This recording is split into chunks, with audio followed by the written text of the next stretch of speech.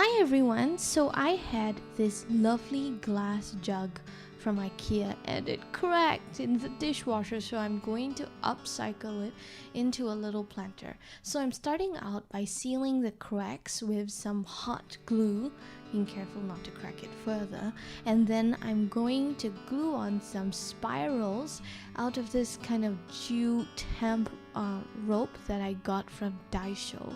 I'm just making swirls and gluing them on at intervals with the hot glue, being very careful not to burn my fingers with the really hot glue, and just continuing that process of randomly adding spirals all over.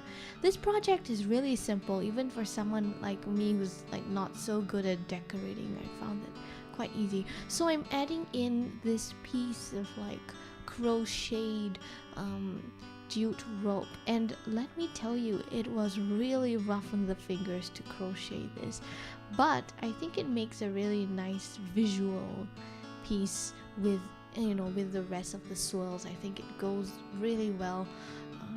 You don't have to do that, you don't have to do like a little crochet piece, but for me I kind of liked it like that. So I've got some sprigs of money plant and I'm going to put them in with some pebbles.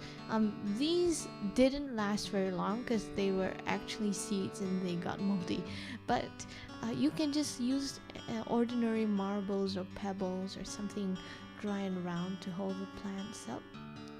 So these are money plant sprigs, and now I'm adding some finishing touches to the jug. I basically want to put some of the little seeds in some of the centers of the spirals. I feel it gives it a really cute look, and this is the finished planter.